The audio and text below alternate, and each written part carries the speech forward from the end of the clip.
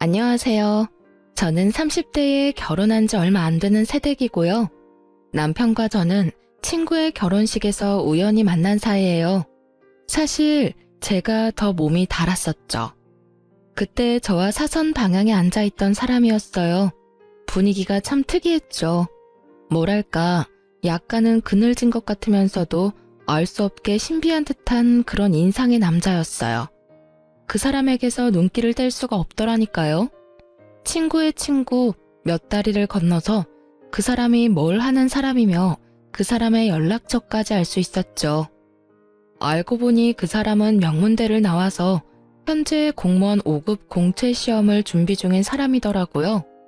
정말 큰 용기를 내서 그 사람에게 전화를 걸었더니 저를 기억하고는 있더라고요.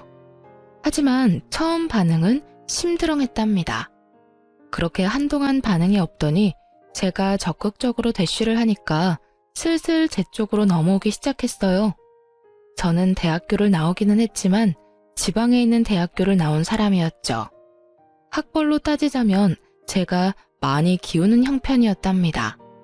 서로 마음만 맞는다면 까짓 학벌이 뭐냐 하는 생각이었죠. 그 사람과 이 얘기 저 얘기 하다가 그 사람에 대해서 여러 가지를 알게 되었죠. 어머니가 일찍 돌아가셨다고 하더군요. 그 사람에게서 느낀 그늘이 어쩌면 어머니를 일찍 여인 탓이라는 생각이 들었답니다.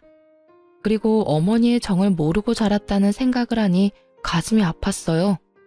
아버지 손에 혼자 자랐다니 자라면서 느꼈을 외로움도 컸겠죠. 한 1년 정도 만나다가 드디어 결혼 이야기가 나오기 시작했죠. 시아버지 될 사람이 반대했다는 얘기를 들을 수 있었어요. 아들처럼 좋은 대학교를 나온 머리 좋은 며느리를 기대하셨다나요? 그렇지만 예비 남편이 아버지를 설득하고 또 설득해서 승낙을 받아냈죠. 시어머니가 안 계시는 바람에 결혼 준비 과정에서 친정엄마가 많이 곤란해하셨어요. 엄마한테 바깥 사돈 될 사람이니 사실 얼마나 어려웠겠어요. 그런데 예비 시부는 몰라서 그러는지 일부러 그러는지 제게 줄 예물도 대충, 예복도 대충, 저한테 줄 것은 모두 대충 해주었답니다. 좁쌀만한 다이아 반지도 간신히 해주었고 웨딩드레스를 벗고 입을 예복도 기성복 중에서도 싸구려를 선택하더라고요. 한복도 간신히 한 벌을 해주는데 싸 보이기 이를 데 없는 동네 한복집에서 한 벌 해주더군요. 친정엄마가 분통을 터뜨리셨죠. 왜 이런 집안에 시집을 가야 하냐고 말이죠. 거기다가 사실 공채 시험이라는 것이 워낙 어려운 시험이다 보니 미래가 불확실한 상태잖아요. 그것도 친정엄마에게는 마음에 들지 않았을 거예요.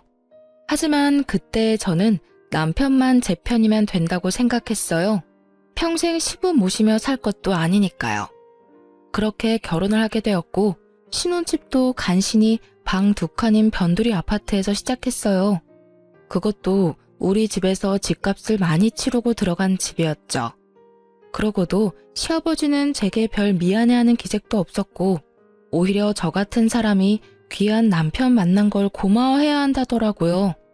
솔직히 그때까진 그래, 다른 집들 악독한 시어머니 있는 것보다야 시아버지 한 분만 날 힘들게 하는 게 차라리 낫다 싶었어요.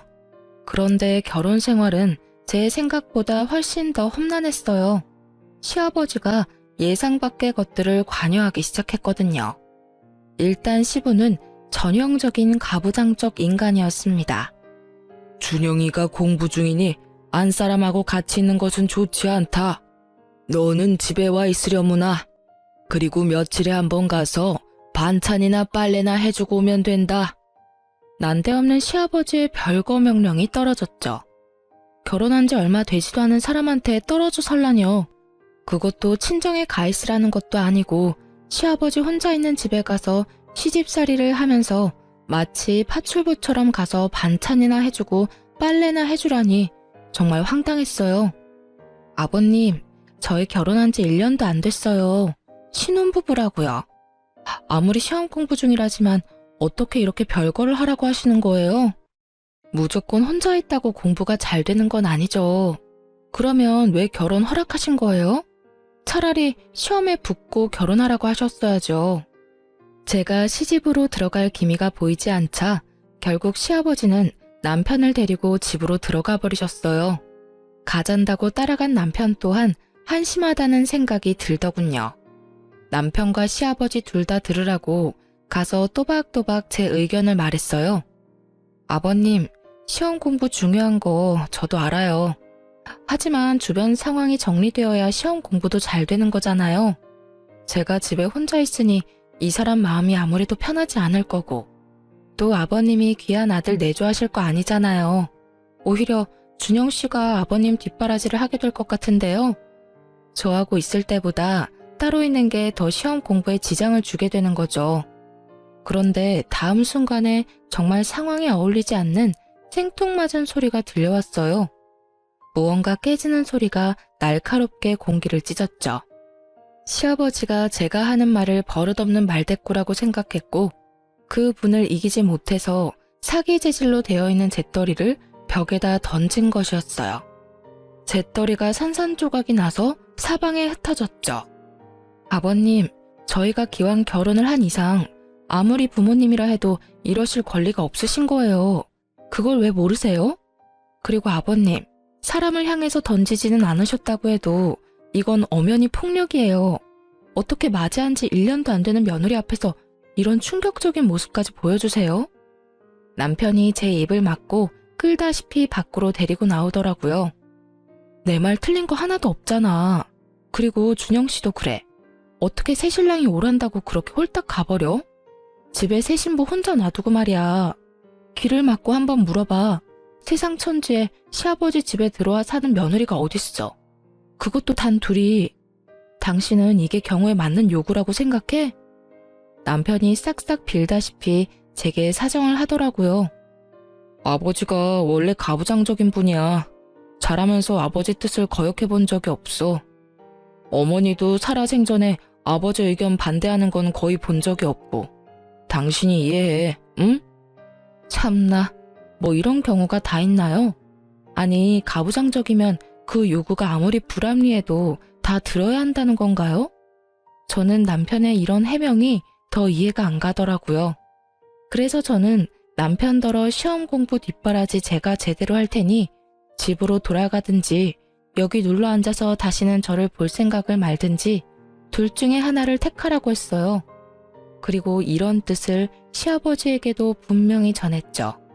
신혼 초부터 별거 하느니 차라리 헤어지겠다고 시아버지에게 대들고 대들어서 남편을 집으로 데리고 가는데 성공했어요. 첫 번째 라운드는 제 승리로 끝난 것이었죠. 가면서 시아버지한테 본의 아니게 말대꾸를 하게 되어서 죄송하지만 이렇게 하는 것이 순리이니 아버님께서 이해해 주시길 바란다고 진심을 담아 말했어요. 시아버지가 아무 말도 못하더군요. 제 성격이 원래 이렇게 도리가 아니거나 좀 불이한 것을 보면 못 견디는 성격이거든요. 이런 제 성격과 시아버지의 가부장적인 성격이 충돌해서 시아버지와 저 사이에 대립은 자주 일어났죠. 거기다가 자식에 대한 긍지가 너무 지나친 사람이었어요. 저희 집에 자주 와서 둘러보고는 이건 이래라 저건 저래라 하는데 이건 뭐 시어머니보다 더하더라고요. 시아버지 시집살이가 더 맵다라는 말이 떠오를 수밖에 없었죠. 반찬이 이게 뭐냐? 네 남편이 무슨 소냐? 불밭이 따로 없구나. 이래가지고 체력이 필요한 시험 공부를 제대로 할 수나 있겠니? 우리 집 반찬까지 가지고 트집을 잡는 것이었죠. 사실 지금 상황에 제가 작은 회사에 다니면서 버는 돈으로만 두 식구가 살림을 하고 있는 중이었어요. 그다지 넉넉할 리가 없었죠. 돼지고기는 기름기도 많고 건강에 좋지 않다. 공부하느라고 앉아있는 애한테 먹일 만한 음식이 아니야. 고기를 먹이더라도 소고기를 먹여라. 하루에 한 끼는 소고기로 단백질 섭취를 시켜줘야 해. 소고기 좋은 거 누가 모르냐고요. 하지만 당신 아들이 아직 수험생인데 무슨 돈으로 하루에 한 번을 꼭 소고기를 먹일 수가 있겠어요? 솔직히 가장이 수험생인 것도 감당하기 힘든데 저 나름대로 식재료를 신경 써서 식사 준비를 했단 말이죠. 수중에 있는 돈을 고려해서 건강한 식재료 찾는 게 어디 쉬운 일인가요? 그런 일에까지 참견하는 시아버지가 참 경우 없다 싶더군요. 이렇게 시아버지와 제가 사사건건 대립하던 중 드디어 남편이 시험에 합격했어요. 정말 눈물이 날 만큼 기뻤답니다. 시아버지도 뛸 듯이 기뻐했죠. 시아버지가 그렇게 기뻐하는 모습을 보니 같이 좋은 게 아니라 수험생 시절에도 그렇게 아들 하나 가지고 유세를 떨더니 이제는 더 심해지겠구나 싶은 생각이 자꾸 들어서 마냥 좋아할 수만은 없겠더라고요. 어쨌든 남편이 연수를 마치고 발령을 받아 꽤 많은 연봉을 받게 되었죠. 이제는 제가 버는 적은 돈을 가지고 이리저리 머리를 써서 쪼개 쓰지 않아도 된다는 생각을 하니 흐뭇했답니다. 친정엄마도 정말 좋아해 주셨어요. 그런데 기쁜 것도 잠시 또 시아버지가 제 화를 돋우는 요구를 하더라고요. 네 남편의 오늘날이 있기까지는 내가 키우면서 제대로 교육을 시켰기 때문이야. 그러니 네 남편이 버는 돈은 모두 나한테 보내라. 내가 알아서 적금도 부어주고 내 생활비도 쓰고 할 테니 말이다. 네 남편이 번 돈은 내가 관리하겠다는 말이다. 알아들었겠지? 아니, 마누라가 시퍼렇게 눈을 뜨고 살아있는데 왜 시아버지가 남편의 월급을 관리한단 말인가요? 아버님, 그러면 이 사람이 시험에 합격해서 돈을 많이 버는데도 여전히 제가 이 사람 먹여 살려야 한다는 말이에요? 저 그동안 할 만큼 했어요. 당연히 결혼을 했으면 자기 가정은 자기 힘으로 꾸려나가야죠. 이제 충분히 그럴 능력도 되고요. 너 같은 처지에 네 남편 같은 사람을 만났으면 그걸로 고마운 것을 알아야지. 같이 살아주는 것만 해도 고마운 일이란 말이다. 그거 말고 뭘 더 네 남편한테 바라는 거냐? 평생을 키운 나하고 이제 겨우 2년 남짓 뒷바라지한 너하고 설마 비교를 하겠다는 것은 아니겠지? 정말 할 말을 잃겠더라고요. 듣는데 혈압이 오르는 건 둘째치고 세상에 이런 부모님도 다 있구나 싶었어요. 궤변도 이런 궤변이 없겠더라고요. 아버님, 제가 2년밖에 뒷바라지하지 않았지만 이 사람과 저는 함께 새 가정을 꾸렸어요. 죄송하지만 아버님은 저희를 응원해 주셔야죠. 이 가정에 아버님이 여전히 속해 있다는 생각은 버리셔야죠. 안 그런가요? 또 불같이 화를 내더라고요. 뭔가 손에 잡히면 또 집어던질 기세였어요. 제가 고분고분 말을 듣지 않으니까 아들과 직접 이야기하겠다고 하는 거였죠. 결론이 나지 않는 시아버지와 저의 대립. 정말 생각하면 생각할수록 골치가 지끈거리더라고요. 오죽하면 온라인 게시판에 글을 다 썼다니까요. 시아버지 시집살이 혹시 경험하신 분 계시나요? 시아버지가 남편을 평생 교육시켰으니 벌어오는 돈은 다 시아버지한테 가지고 오라는데 이게 말이 되는 건가요? 게시판에 댓글이 주르르 달렸어요. 당연히 다 말이 안 된다는 거였죠. 다만 특별히 하는 일이 없다면 생활비는 드릴 수 있겠지만 결혼한 아들의 수입 관리를 아버지가 다 한다는 것에는 모두들 기가 막혀 하더라고요. 이런 굵직굵직한 싸움거리뿐만 아니라 제 신경을 긁는 사소한 요구도 많았죠. 일주일에 2번은 집에 와서 저녁을 차려라. 언제 친구들이 집에 오기로 했으니 와서 술상을 차려라. 그것도 하루 이틀 시간도 주지 않고 직전에 연락해서는 제게 명령조로 말하더라고요. 남편과 또 말싸움이 벌어지고 말았죠. 아버님 혼자 계시고 큰 수입이 있는 것도 아니니까 생활비는 드릴 수 있지. 그치만 당신 월급 전부를 관리하겠다는 건 절대 안 되는 말이지. 내가 걱정돼서 미리 말하는 거지만 몰래 몽땅 아버지한테 갖다 드리기만 해봐. 진짜 가만 못 있으니까. 제발 날 이상한 사람으로 만들지 말고 당신도 제대로 된 의견을 좀 보여봐. 아버님도 당신이 가만히 있으니까 더 당당하게 요구하잖아. 결국 친정엄마한테까지 얘기를 했죠. 친정엄마가 남편한테 따로 전화를 했고 제 입장과 같은 말을 하셨어요.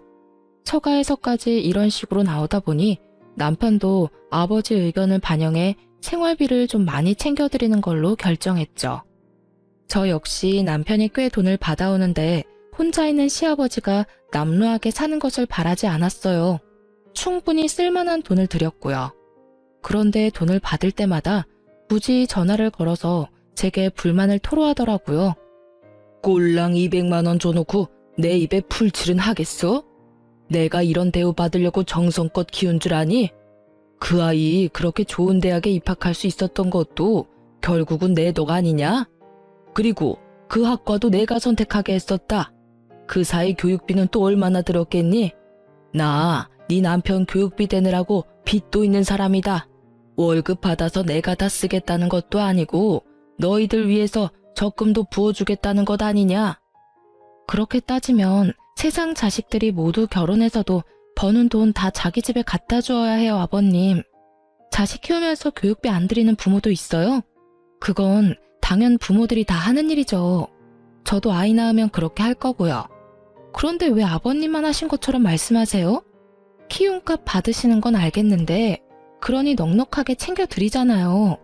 볼 때마다 시아버지 얼굴에 불만이 다닥다닥 붙어 있었어요. 그래도 생활비 많이 주니 넘어간 줄 알았는데 제 착각이었던 거죠. 내 친구들을 보니까 요즘 내 나이대에 많이 타는 튼튼한 차를 굴리고 있더구나. 나는 지금까지 차도 없이 지내왔다. 그런데 내 아들이 이제 나 차 사줄 돈은 충분히 버니까 차 한 대는 내 명의로 만들어 놔라. 이것까지 설마 안 된다는 말은 안 하겠지? 사실 우리 집에도 차가 있기는 했어요. 제가 결혼 전부터 타는 차였어요. 그걸 좀 바꿔야겠다는 생각을 하고 있던 중이었답니다. 이미 하던 일에서 퇴임을 하시고 왔다 갔다 하는 범위가 정해져 있는 시아버지한테 그런 좋은 차가 왜 필요한지 모르겠더군요. 사실 우리 차를 바꿔서 저는 이제 그만 타고 남편이 끌고 다니게 하려고 했었거든요. 시아버지한테 이런 뜻을 전했죠. 그랬더니 뭐라는 줄 아세요? 생활비도 많이 안 주는데 자기 차는 꼭 새 걸로 사달라며 우리가 사려고 했던 새 차에 대한 할부값은 꼭 제 월급에서만 해결하라고 강조하더라고요. 남편에게 혹시나 시아버지 차 사는 일에 단 한 푼이라도 더 갖다가는 이번에는 정말 이혼이라고 으름장을 놓고 말았네요. 그런데 이 파파보이가 결국 아버지 고집을 꺾지 못하고 기어코 할부로 차를 샀던 모양이에요. 그것도 저한테 숨기고 있다가 남편의 카드 명세서를 보고 알게 되었답니다. 제가 이미 예고한 대로 짐을 싸서 친정으로 가버렸어요. 남편이 예상보다 늦게 친정으로 찾아왔더라고요. 거의 보름이나 지난 다음에 저를 데리러 왔죠. 부모님은 그런 남편을 보고 혀를 끌끌 차며 말하셨죠. 직업이 좋을지 모르나 이리 보나 저리 보나 참 마음에 안 드는 사위라고 말이죠. 결국 시부차는 저질러 놨으니 저희 차를 미루기로 했네요. 남편이 자신은 굳이 차가 필요하지 않다고 알아서 뒤로 빠졌어요. 시아버지와 저의 싸움을 좀 줄여보자는 생각에서였겠죠. 그래서 제가 타던 차는 같이 타기로 마무리됐고 좀 더 바쁜 일이 있는 사람이 차를 먼저 쓰기로 한 거였어요. 그런데 시아버지의 요구는 그것으로 끝나지 않았어요. 집안의 도배를 모두 새로 해야겠으니 그 비용을 대고 와서 일하는 사람들 감독을 하라고 하기도 했고요. 언제는 또 친척 중 누구 결혼식이 가는데 그때 입을 명품 로고가 붙은 양복을 꼭 마련해내라고 하기도 했어요. 이건 무슨 명품 핸드백 사달라는 시어머니하고 다를 바가 없더군요. 견디다 못한 제가 몇 번 더 친정으로 가버리기도 했고요. 그럴 때마다 남편이 와서 빌어서 간신히 저를 데리고 가곤 했죠. 아무튼 그렇게 시아버지는 제 생활 최대의 스트레스였답니다. 결혼 전에는 시어머니가 안 계시다기에 시집살이에 대한 스트레스는 없을 것이라고 생각했었어요. 며느리 사랑은 시아버지라고 하잖아요. 우리 집에서 그런 말은 절대 해당 사항이 없었죠. 그러던 어느 날 제 퇴근길이었답니다. 그날은 거래처에 여기저기 다닐 일이 있어서 제가 차를 가지고 나온 날이었어요. 집으로 돌아가는데 옆에 아주 익숙한 차가 한 대 서 있더라고요. 바로 시아버지 차였어요. 제 스트레스의 주범인 시아버지였지만 길거리에서 우연히 보니 어쨌든 가족이라고 반갑기는 하더라고요. 그래서 차창을 내리고 아는 척을 하려고 하는 순간 조수석에 타고 있는 사람을 보게 되었답니다. 제 또래 정도밖에 안 되는 젊은 여자였어요. 시아버지가 운전을 하면서도 하도 다정하게 얘기 중이었기에 저는 도로 차창을 올리고 말았죠. 하지만 궁금하기는 하더라고요. 시아버지는 그 여자와 뭔가 긴히 이야기를 하는 것 같았고 그래서 슬쩍 따라가기가 쉬웠어요. 차가 시내를 관통해서 미사리 쪽으로 가더니 한 분위기 있어 보이는 카페로 들어가더군요. 저도 최대한 먼 곳에 차를 대고는 몰래 따라 들어가 보았어요. 들킬까봐 테이블에 앉지는 못하고 문 밖에서 두 사람을 지켜보았죠. 이야기가 정말 긴한 이야기인지 제가 여러 번 빼꼼히 카페 문을 열고 들여다보는데도 얘기하는 것에 여념이 없더라고요. 얼굴이 꽤 예쁜 편인 여자였어요. 지적인 분위기가 철철 흐르는 여자여서 둘이 어떤 관계일까 너무 궁금하더라고요. 아버님 말야, 혹시 너무 외로우신 건 아닐까? 나 오늘 길거리에서 아버님 차에 젊은 여자가 같이 탄 거 봤어. 미사리까지 가시던데. 얘기도 아주 긴한 얘기인 것 같았고 내가 보기엔 보통 사이가 아닌 것 같았다니까. 남편이 픽 웃더군요. 그러더니 갑자기 그 여자가 어떻게 생겼는지 대략 이야기를 해보라는 것이었죠. 제가 얘기를 하고 나니 남편이 갑자기 더 크게 웃더라고요. 누군지 내가 알 것 같다. 걔는 아버지 사촌 형제 딸이야. 나랑은 그러니까 육촌간이 되는 여동생이지. 미국에 있다가 최근에 귀국했어. 바로 구해구만 뭐. 그런데 요즘 세상에 당숙하고 당질이 뭐 그렇게 가까운 사이야? 그렇게 긴히 나눌 말이 뭐가 있어. 아무튼 여자의 정체가 제가 생각하던 그런 것은 아닌 모양이었어요. 그런데 그 여자는 그 이후에도 시아버지 옆에서 자주 눈에 띄게 보이더라고요. 심지어 시집에서 그 여자를 본 적도 있었죠. 요즘 세상에 당숙과 당질이 뭘 그렇게 자주 만날 일이 있냐고 남편에게 다시 물었어요. 그건 걔가 한국에 들어와서 사업 하나를 구상하고 있나 봐. 커피 전문점을 하나 열고 싶어 한대. 그런데 아버지는 이미 돌아가셨고 사실 의논할 사람이 우리 아버지밖에 없나 봐. 아버지가 젊은 시절에 걔네 아버지 되는 당숙한테 신세진 적도 있었고 최근에 귀국해서 한국 물정을 잘 모르기도 해서 도와줘야 되거든. 뭐 그런 사정이라니 그런가 보다 했어요. 그러니까 저한테 육촌 시누이가 되는 사람이었죠. 남편보다 손 아래라고 했어요. 그래서 그 육촌 시누이에 대한 이야기는 잊고 있었고 그렇게 몇 주가 흐른 다음이었어요. 친정엄마가 밑반찬을 아주 넉넉히 해오시면서 제 시부에게도 갖다 주라고 하기에 반찬들을 챙겨 들고 퇴근 후 조금 늦은 저녁에 시집으로 갔죠. 엘리베이터에서 내렸더니 현관문 앞에 어떤 여자가 문을 열고 나오고 있더라고요. 그 육촌 시누이 되는 사람이었어요. 그 여자가 고개를 들고 저를 보더니 깜짝 놀라더라고요. 안녕하세요. 말씀만 들었지 인사는 처음이네요. 제가 아마 옳게 되는 입장일 거예요. 그렇게 말씀 들었어요. 안녕하세요. 저도 말씀 많이 들었어요. 다음에 뵐게요. 제가 지금은 바쁜 일이 좀 있어서.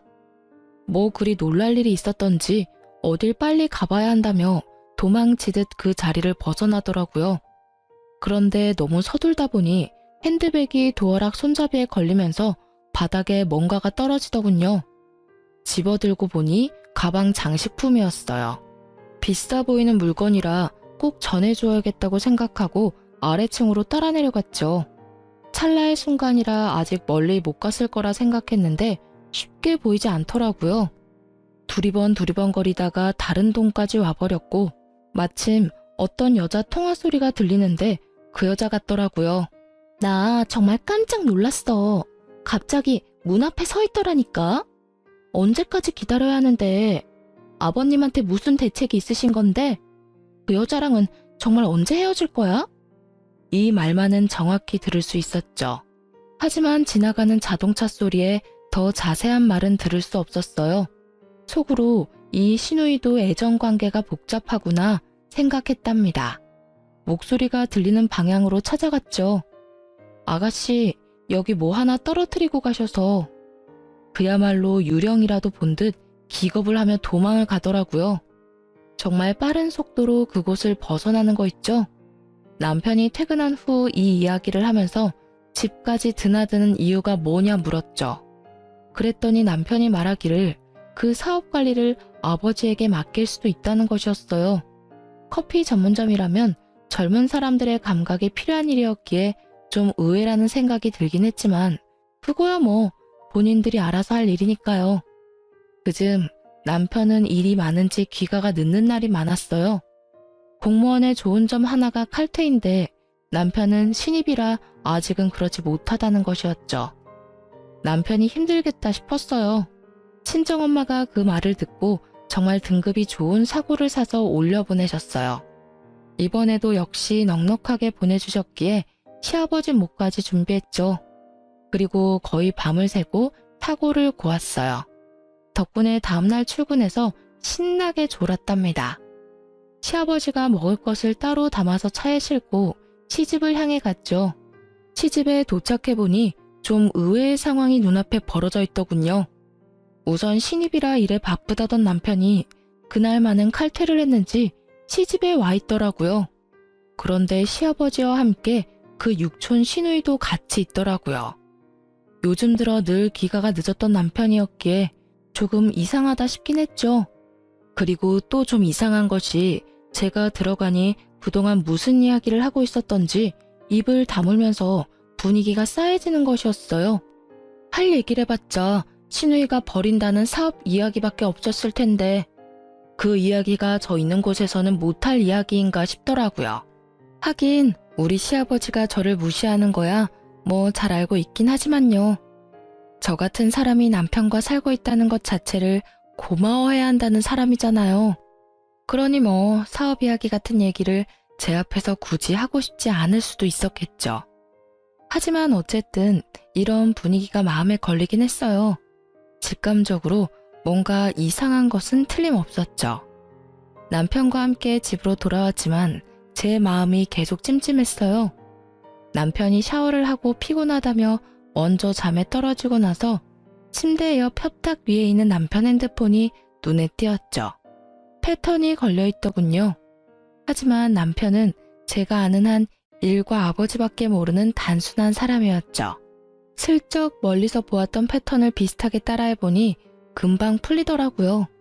시아버지와 주고받은 문자가 우선 보이더군요. 어떤 방법으로 일을 처리하시려고 그러시는데요. 어떻게든 이 애비가 알아서 할 테니 기다려라. 이런 내용밖에 별다른 내용은 없었어요. 하지만 처리한다는 그 일이 어떤 일인지 궁금하긴 하더라고요. 그리고 패턴이 열린 김에 남편의 핸드폰을 구석구석 살펴보았죠. 그러다가 앨범에서 그 시누이와 남편이 찍은 사진을 발견하게 되었어요. 좀 상식적이지는 않더라고요. 요즘 세상 사촌간에도 특별한 경우가 아니면 그다지 교류가 없는 판국에 육촌남매가 같이 사진 찍을 일이 뭐가 있나 싶더라니까요. 셀카는 아니고 누가 찍어준 듯 한 방향을 바라보고 같이 웃고 있는 사진이었어요. 그런데 그 순간 갑자기 제 머리를 치고 지나가는 기억 하나가 있었죠. 그때 그 시누이의 통화 내용 말이에요. 특히 그 갑자기 문 앞에 서 있더라니까 라는 대목에서 갑자기 문 앞에 서 있던 사람은 저밖에 없었거든요. 그렇다면 절 보고 그렇게 놀랐다는 말인데 저는 그 집 며느리 되는 사람이잖아요. 전혀 놀랄 이유가 없는데 뭔가 제게 숨기는 게 있다는 거 아니겠어요? 곰곰이 생각하던 중 한 가지 계획을 세우고 시집을 방문했어요. 하지만 세 사람이 같이 있는 경우가 드물더라고요. 남편도 제 시간에 퇴근하기 시작했죠. 제 계획을 실행하는데 한 달이 넘게 걸렸어요. 저는 일부러라도 시집을 자주 방문했어요. 결국은 기회가 오더라고요. 예고 없이 찾아가 보니 마침 세 사람이 또 같이 있는 날이었어요. 이번에도 그 묘한 싸한 분위기를 느낄 수 있었고요. 저는 일부러 이것저것 싸간 음식을 늘어놓으며 분위기를 유쾌하게 하려고 했죠. 그런데 그 분위기가 여관에서 자연스러워지지 않더군요. 제가 가지고 간 음식을 다 먹은 두 남자가 담배를 피우겠다고 베란다로 나갔죠. 아가씨, 한식집 차리신다면서요? 한식집은 일할 사람도 많이 필요하고 아무래도 아버님같이 연세 좀 있으신 분이 관리해 주셔야 할 거예요. 그나저나 여러 가지로 바쁘시겠어요. 남편이 분명 커피 전문점이라고 말했지만 일부러 넘겨짚어 물어본 것인데 역시나 걸려들었어요. 그러게 말이에요. 제가 최근에 주로 미국에 있었기 때문에 그 사이 한국 물정을 많이 잊어버렸어요. 그래도 한국 땅이니 한국 먹거리가 제일 잘 팔릴 것 같아서 그걸로 삽 아이템을 정했어요. 이제 그 세 사람 사이에 제가 모르는 모종의 일이 있다는 것은 제 막연한 짐작이 아니라 분명한 것이었죠. 집에 들어와서 곰곰이 생각에 잠겼어요. 그리고 다음날 신우의 어떤 말도 또 머릿속에 떠올랐죠. 바로 핸드백 장식을 주러 나갔을 때 한 말. 그 여자랑은 언제 헤어질 건데? 라고 전화에 대고 하는 말이었죠. 여기서 그 여자라 함은 바로 저를 칭하는 말이라는 생각은 지나친 것일까요? 저는 고개를 여러 번 저었답니다. 설마 아닐 거야, 아닐 거야 했죠. 다음날 남편을 먼저 출근시킨 다음 바로 흥신소를 붙였답니다. 흥신소에서 연락이 오기까지 기다리는 시간이 그리 길지 않았어요. 바로 며칠 만에 흥신소에서 아주 결정적인 사진 몇 장들이 우선 날아왔거든요. 육촌 시누이 혈족이라면서요. 다정하게 같이 모텔에 드나드는 사진도 있더라고요. 기도 안 차더군요. 남편의 퇴근 시간, 그 여자가 남편의 직장 앞에 서서 기다리는 사진도 있었죠. 흥신소에서 보내온 동영상에는 제가 모를 자동차를 타고 둘이 서울 근교로 나가는 것도 포함되어 있었습니다. 직업이 공무원인 만큼 조심해야 했겠죠. 숙박업소 출입은 주로 서울에서 좀 떨어진 곳에서 잡았고 퇴근 시간이 늦었던 이유가 이 여자 때문인 것도 알게 되었네요. 흥신소의 말로는 남편은 거의 정시 퇴근을 한다고 말해줬어요. 남편이 제가 모든 것을 알고 있다는 것도 모른 채 집에 와서 하는 꼬라지를 당분간 지켜보았어요. 퇴근할 때마다 무지무지 피곤해 보이더군요. 하긴 그 먼 거리를 운전해서 나갔다가 숙박업소에 들어갔다 나오고 또 반대 방향인 집까지 먼 거리를 운전해서 오려니 얼마나 피곤하겠어요. 아주 단순한 인간인 줄 알았더니만 피곤해하는 연기는 꽤 수준급이더군요. 이후에 보내오는 사진들도 가관이었어요. 커플 모자에 커플티를 착용한 사진부터 시작해서 놀이공원에서 아이들처럼 천진하게 뛰노는 사진까지 별별 사진이 다 있더라니까요. 둘이 불륜관계라는 것은 이제 분명했죠. 그리고 당연히 육촌 시누이라는 것도 거짓말이었을 테고요. 하지만 한 가지 여전히 해결되지 않는 것이 있었어요. 바로 시아버지가 이 일에 어떻게 관련되어 있는지를 모르겠더라고요. 하지만 한 가지만 분명하잖아요. 적어도 시아버지가 둘의 관계를 미리 알고 있었거나 알고 난 후에 묵인했다는 것이었죠. 모든 증거를 확보하고 남편에게 직접 물었습니다. 사진들과 동영상이 담긴 USB를 남편 앞에 던졌어요. 그걸 본 남편의 얼굴이 마치 죽은 사람처럼 핏기가 없어지더군요. 남편을 추궁했어요. 우선 얼마나 된 사이인지를 물었죠. 한동안 입을 다물고 있던 남편이 전부 포기한 듯 털어놓기 시작하더군요. 그 여잔 내가 대학교 때부터 좋아한 내 첫사랑이야. 잠시 사정이 있어서 헤어져 있다가 최근에 다시 만난 사이야. 정말 기가 막히더군요. 길거리에서 만나서 잠깐 즐긴 것이라고 하면 차라리 이것보단 나을 것 같았어요. 그런데 10년이 넘도록 간직해온 첫사랑이라뇨. 그렇게 첫사랑을 못 잊으면서 왜 저하고 결혼했냐고 따졌죠. 그랬더니 망설이면서 한다는 말이 더 가관이었어요. 제가 먼저 접근해왔지만 사실 저에 대해서 큰 관심은 없었다고 하더라고요. 그런데 친구들을 통해서 아름아름 알아보니 우리 친정이 잘 산다는 걸 듣게 되고 아버지와 의논해서 결혼을 결정했다고 말이에요. 친정이 잘 사니 수험 생활이 끝날 때까지 편하게 지낼 수 있을 것이라고 생각했다면서요. 그러니까 이 미친 부자가 수험 생활 동안 돈 꺼낼 수 있는 ATM이라고 저를 생각한 거예요. 결혼을 어떻게 수험 생활할 동안 생활비 대주는 용도로 생각했어? 그 좋은 학교에서는 그렇게 가르치나 봐? 첫사랑? 그래, 누구한테나 첫사랑은 있지. 그렇게 첫사랑이 소중했다면 어떤 이유로든 다른 여자와 사귀거나 결혼했으면 안 되는 일 아니었을까? 당신의 첫사랑이라는 그 여자도 당신이 시험에 붙을 때까지 생활비 대줄 용도로 다른 여자와 사는 걸 알고 있는 거고, 사랑하는 사람이면 서로 힘들어도 같이 살면 되지. 그깟 돈 때문에 좋아하지도 않는 여자를 옆에 두고 산다고? 웃기지 마. 수험생활 뒷바라지하는 게 힘들어서 그 여자는 널 찬 거야. 딱 보면 나오잖아. 그게 네가 말한 진정한 사랑이야? 당신은 그 잘난 머리로 공부만 하지 말고 사람 보는 눈을 높여봐. 하긴 내가 그런 말 할 처지는 안 되네. 당신이 뭐가 잘났다고 돈 써가며 내조했을까? 남편이 말없이 듣고 있더군요. 그 여자가 먼저 남편을 차서 헤어지게 되었다더군요. 그래서 헤어져 있는 기간 동안에 그 여자가 다른 남자하고 약혼을 했다가 파혼을 했다는 것도 듣게 되었죠. 그게 모두 미국에서 이루어진 일이라고 했고, 귀국해서는 남편을 찾았는데 남편은 그때 시험 공부 중이었고요. 그때 마침 제가 적극적으로 남편에게 대시를 했었던 바람에 결혼까지 한 거였죠. 웃긴 건 시아버지가 그 여자를 무척 마음에 들어한다고 말하더라고요. 남편과 같은 명문대 출신이라 머리가 좋다는 이유에서요.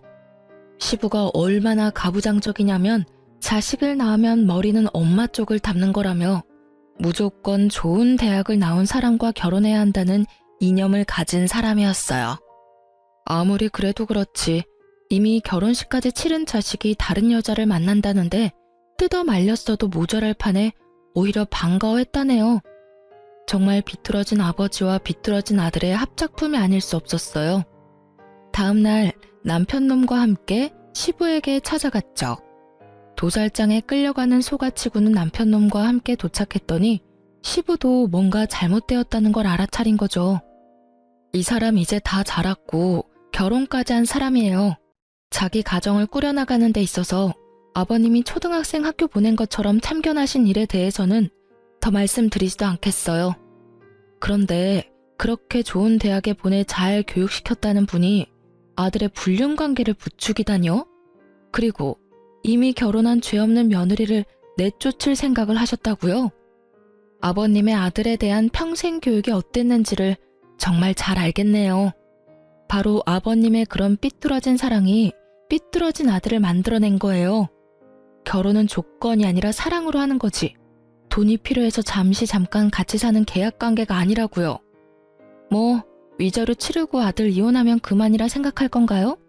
아버님이 돈 뜯어내는 ATM 정도로만 생각했으니 저도 순순히 물러날 생각 없네요. 뜯어간 만큼 도로 채워 넣으셔야죠. 아시죠?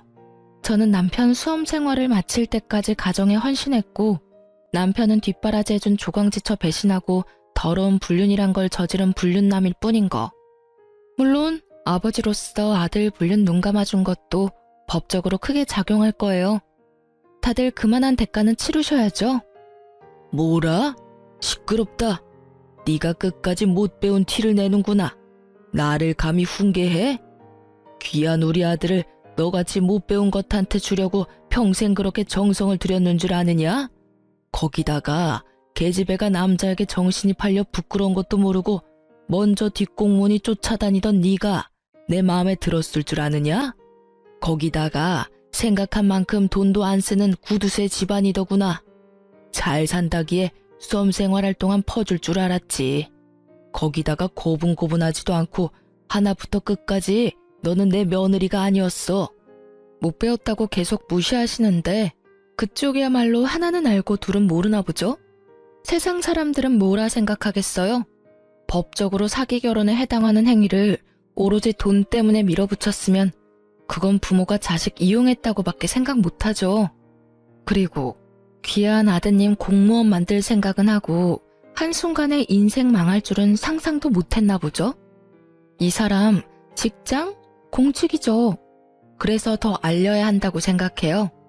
이 사람은 공직을 수행해서는 안 되는 사람이죠. 제가 책임지고 끌어내려 줄게요. 사기 결혼과 불륜을 행한 공직자. 사람들이 얼마나 분노하겠어요? 조금 전까지 당당하던 시아버지가 싹싹 빌기 시작하더군요. 자신이 잠깐 정신이 나갔었다는 둥, 여러 가지로 저를 힘들게 했겠다는 둥. 이제 와서 일을 손바닥 뒤집듯이 없는 일로 만들려고 하는 것이었죠. 두 부자가 싹싹 빌다시피 하지만 저는 봐줄 생각이 없어요. 증거를 다 갖추어 투절을 했죠. 증거는 모두 갖추어져 있으므로 전 남편은 파면 내지 중징계가 불가피해 보였죠. 그리고 저번 온라인 게시판에 올렸던 글에 제 근황을 달았고 저를 걱정해주던 사람들이 전부 함께 그 부자를 손가락질하기 시작했죠. 저는 위자료를 듬뿍 받아내고 이혼했어요. 결혼 기간이 짧아 재산 분할 같은 건 할 게 없었지만 제가 가정에 충실히 기여한 점을 내세워 위자료를 최대한 받고 끝냈죠. 하지만 그 돈으로 제가 겪은 상처들의 큰 위로가 되진 않더라고요. 물론 상간녀에게도 소송으로 승소의 위자료를 받긴 받았는데 끝까지 진심이 담긴 사과를 듣진 못했거든요. 제 이야기를 들은 여러분이 조금 답답하셨을지도 모르겠네요. 남편을 너무 좋아했던 게 죄였나 싶기도 하고 큰 상처를 남기고 간 결혼이라 스스로 자책도 많이 했는데요. 하지만 사기친 놈이 잘못한 거지 사기 당한 사람이 잘못한 건 아니잖아요. 그리고 세상에 이런저런 부모 많다지만 이런 식으로 팔자 한번 펴보려고 자식 장사하는 부모를 처음 겪어봐서인지 솔직히 이제 결혼이란 게 너무 두렵네요. 제대로 된 집안에 시집 가려는 게 그렇게 큰 욕심인가 싶네요. 지금까지 제 결혼 생활에 대해 말씀드렸어요. 짧게나마 많은 위로와 응원 부탁드립니다. 감사합니다.